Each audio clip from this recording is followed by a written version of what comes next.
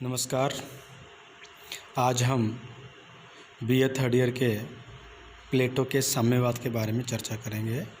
इससे पहले मैंने आपको प्लेटो के बारे में सामान्य प्रस्तावना बताई है, उसके बारे में डिटेल बताई है। उसके बाद में प्लेटो का जो प्रमुख उद्देश्य है वो आदर्श राज्य की स्थापना करना है। प्लेटो के दर्शन में आदर्श राज्य एक महत्वपूर्ण भूमिका निभाता है। अब इस आदर्श राज्य को पाने के लिए कई प्रकार के सिद्धांतों की व्याख्या करता है। सबसे पहले हमने पढ़ा प्लेटो का न्याय सिद्धांत, उसके बाद में हमने प्लेटो की शिक्षा योजना के बारे में अध्ययन किया। अब प्लेटो के आदर्श राज्य को पाने के लिए तीसरा महत्वपूर्ण सिद्धांत है प्लेटो का साम्यवाद। हम आज के इस वीडियो में प्लेटो के साम्यवाद के बारे में चर्चा करेंगे। प्लेटो का साम्यवाद बेसिकली संरक्षक वर्ग के लिए है, जो कि अभिभावक वर्ग है। संरक्षक वर्ग में प्लेटो शासक और सैनिक दो वर्गों को रखता है। उनके लिए ये प्लेटो का साम्यवादी व्यवस्था का उल्लेख किया गया है। और प्लेटो का जो साम्यवाद है वो मुख्यतः दो प्रकार का है। इसमें हम पहला जो साम्यवाद है उसको संपत्ति विषयक साम्यवाद कहते हैं, और दूसरा जो साम्यवाद है परिवार विषयक साम्यवाद है। और परिवार में विशेषतः स्त्रियों के साम्यवाद के बारे में बात की गई है। प्लेटो का साम्यवाद, इसके बारे में सिनक्लेयर नामक विद्वान कहता है कि प्लेटो व्यक्तिगत संपत्ति और पारिवारिक जीवन पर प्रहार करता है। अर्थात प्लेटो अपने साम्यवाद के अनुसार ये कहना चाहता है कि व्यक्तिगत अर्थात निजी संपत्ति और पारिवारिक जीवन नहीं रखेंगे। अर्थात शासक वर्ग जो है, दार्शनिक राजा जो बनेगा, उसके पास में निजी संपत्ति और पारिवारिक जीवन पर बैन करता है। प्लेटो के दर्शन का प्रमुख उद्देश्य है आदर्श राज्य की स्थापना करना। प्लेटो का साम्यवाद का सिद्धांत जो है वो न्याय सिद्धांत का एक पूरक सिद्धांत है। अर्थात हम यूँ कह सकते हैं कि प्लेटो का संपूर्ण दर्शन जो है वो आदर्श राज्य पर टिका हुआ है। और इस आदर्श राज्य को पाने के लिए न्याय सिद्धांत, शिक्षा सिद्धांत, साम्यवादी दार्शनिक राजा का सिद्धांत, इन सिद्धांतों के आधार पर आगे चलकर प्लेटो एक आदर्श राज्य की स्थापना करना चाहता है। प्लेटो अपने न्याय आधारित आदर्श राज्य को, अर्थात प्लेटो ये चाहता है कि मेरा जो आदर्श राज्य बनेगा उसमें न्याय तो होगा ही होगा, लेकिन उस राज्य को कंचन और कामिनी, कंचन का मतलब हुआ संपत्ति और कामिनी का मतलब यहाँ परिवार से लिया जाएगा, के दुष्प्रभाव से बचाने हेतु मैं साम्यवादी योजना प्रस्तुत कर रहा हूँ। यह शिक्षा योजना द्वारा शासक वर्ग नैतिक जीवन की ओर ले जाता है। यह जो सिद्धांत है वो शासक वर्ग को एक नैतिक जीवन की ओर ले जाने की कोशिश करता है। लेकिन प्लेटो को आशंका है कि शिक्षा द्वारा जिस शासक वर्ग में सद्गुणों का जो विकास किया गया था वो विपरीत परिस्थितियां आने पर समाप्त हो सकते हैं, अर्थात ख़त्म हो सकते हैं। शिक्षा के द्वारा जो सद्विचार प्राप्त किए गए वो विपरीत परिस्थितियों में समाप्त हो सकते हैं। इस परिस्थिति से बचने के लिए प्लेटो अपने दर्शन के अंदर साम्यवादी व्यवस्था की बात करता है। व्यक्ति परिवार और संपत्ति के आकर्षण में फंसकर निजी स्वार्थ को प्राथमिकता देते हुए सामाजिक कर्तव्यों की अवहेलना कर सकता है, ऐसा प्लेटो का मानना है। वो कहता है कि शासक वर्ग परिवार, संपत्ति आदि के आकर्षण में फंसकर निजी स्वार्थ को प्राथमिकता दे सकता है, अर्थात वो ज़्यादा ध्यान उसका परिवार और संपत्ति पर रह सकता है। तो ऐसी स्थिति के अंदर वो राजकार्य उनका बाधित हो सकता है। अतः प्लेटो साम्यवाद की व्यवस्था करता है। अतः प्लेटो ने शासक वर्ग के लिए, अर्थात संरक्षक वर्ग के लिए, जिसमें संरक्षक वर्ग में शासक वर्ग होगा और सैनिक वर्ग होगा, के लिए नवीन सामाजिक व्यवस्था के रूप में साम्यवादी व्यवस्था का सुझाव देता है। प्लेटो का जो साम्यवाद है शिक्षा द्वारा उत्पन्न की गई विचारधारा को प्रभावशाली बनाने वाला और नवजीवन देने वाला एक अनुपूरक यंत्र है, ऐसा नेटलशिप कहता है। ये डेफिनेशन आपको याद करनी है। आदर्श राज्य में न्याय प्राप्ति के लिए प्लेटो दो प्रमुख सिद्धांतों की बात करता है। प्लेटो का जो ध्येय वाक्य है आदर्श राज्य की प्राप्ति, और उस आदर्श राज्य को पाने के लिए प्लेटो दो सिद्धांतों की बात करता है। एक तो राज्य द्वारा नियंत्रित शिक्षा योजना हो और दूसरी हो साम्यवादी व्यवस्था। प्लेटो शिक्षा द्वारा अभिभावक वर्ग को अपने कर्तव्य पालन के लिए तैयार करता है, लेकिन प्लेटो अभिभावक वर्ग के मार्ग में आने वाली दिक्कतों को पहले से ही दूर करना चाहता है। इस कारण वह अभिभावक वर्ग के लिए नई सामाजिक व्यवस्था पर जोर देता है, जिसके दो प्रमुख तत्व, अर्थात हम यूँ कह सकते हैं कि साम्यवाद, प्लेटो का जो साम्यवाद है उसके दो प्रमुख तत्व हैं। एक है संपत्ति विषयक और दूसरा है परिवार विषयक। हम आज इस वीडियो में संपत्ति विषयक साम्यवाद के बारे में बात करेंगे। प्लेटो का जो संपत्ति विषयक साम्यवाद है, प्लेटो संरक्षक वर्ग के लिए निजी संपत्ति का उन्मूलन साम्यवादी व्यवस्था का प्रमुख अंग है। अर्थात जो अभिभावक वर्ग होगा, संरक्षक वर्ग होगा, जिसमें शासक होंगे और सैनिक वर्ग होंगे, वो निजी संपत्ति नहीं रख सकते। प्लेटो का मानना है कि निजी संपत्ति व्यक्ति को स्वार्थी बनाती है, लालची बनाती है और प्रतिद्वंदी बनाती है, जो कि राज्य की न्याय और एकता के लिए खतरा उत्पन्न कर सकती है।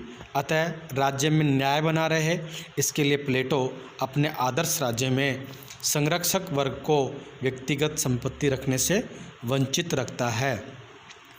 राज्य का तीसरा जो महत्वपूर्ण वर्ग है उत्पादक वर्ग। प्लेटो ने अपने राज्य में 3 ही वर्ग बताए हैं। पहला शासक वर्ग है, जिसके अंदर की विवेक नामक सद्गुण की प्रधानता होती है और उस शासक वर्ग का प्रमुख कार्य होता है शासन कार्य करना।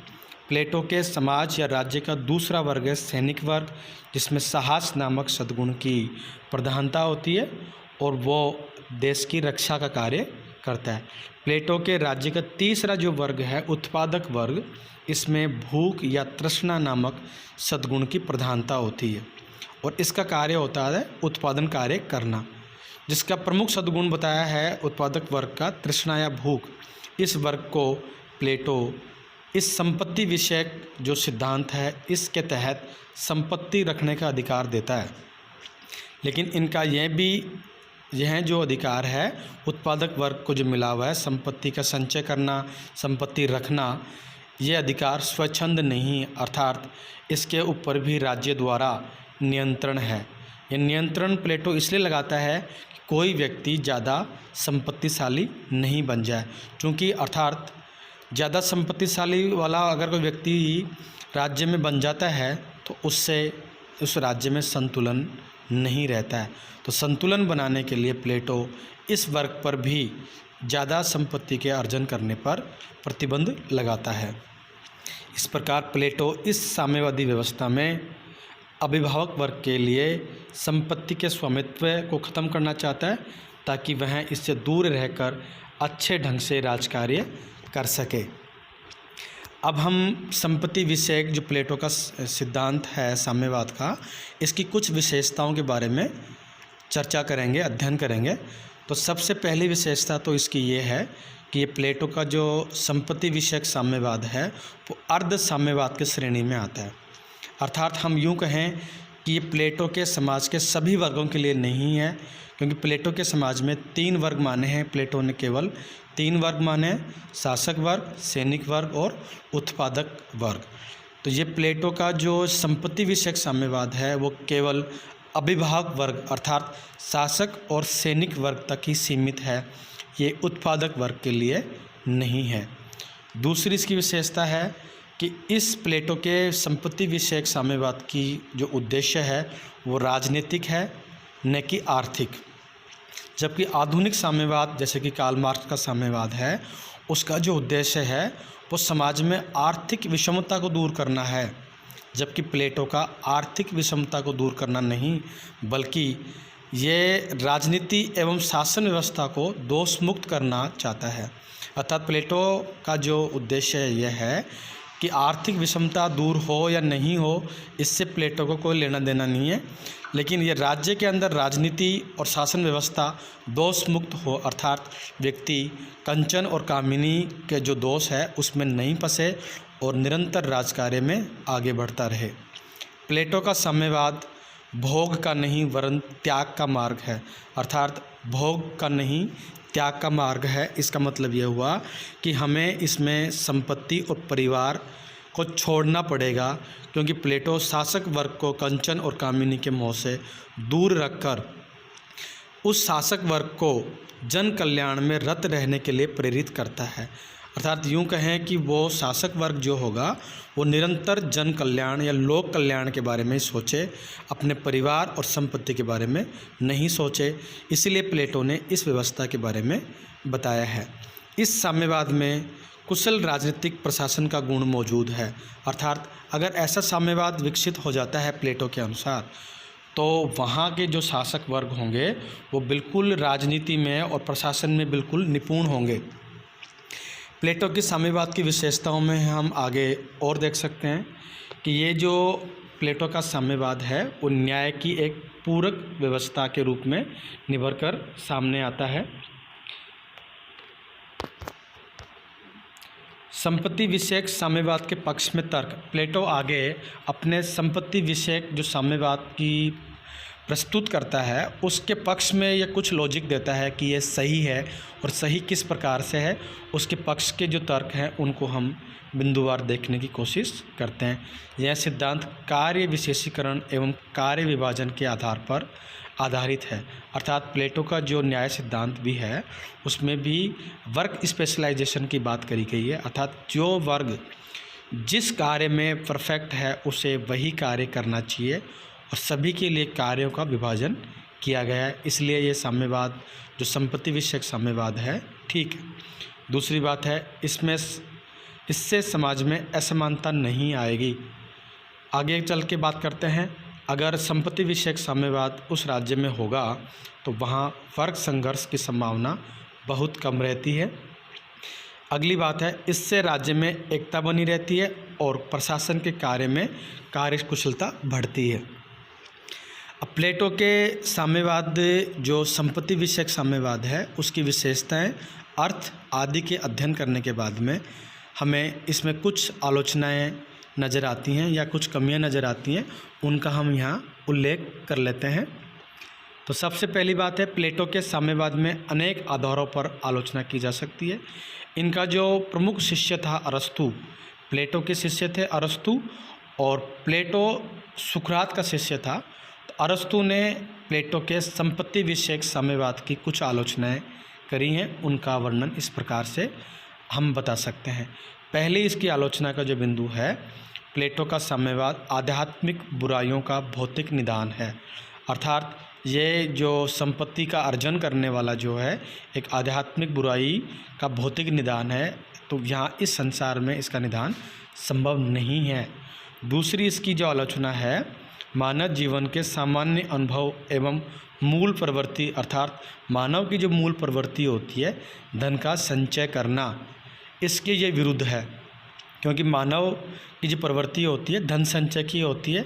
चूँकि मानव को धन संचय करने के लिए प्लेटो इस सिद्धांत के माध्यम से मना करता है, इसलिए हम ये कह सकते हैं कि मानव जीवन के सामान्य अनुभव एवं मूल प्रवृत्ति के विरुद्ध ये सिद्धांत है। अगली इसकी जो आलोचना है वो ये है, समाज को विभाजित करने वाला सिद्धांत है।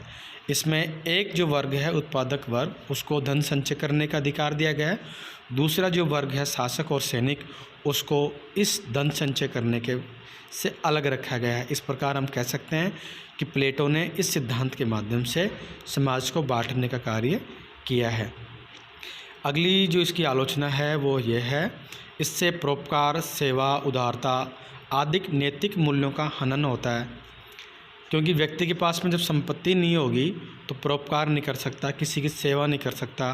किसी को मान लो कोई पैसों की आवश्यकता हो तो आप वहाँ उसकी हेल्प नहीं कर सकते। तो इस प्रकार से हम कह सकते हैं कि प्लेटो के साम्यवाद में निम्नांकित जो कमियां हैं इसके आधार पर हम प्लेटो के साम्यवाद की आलोचना करते हैं।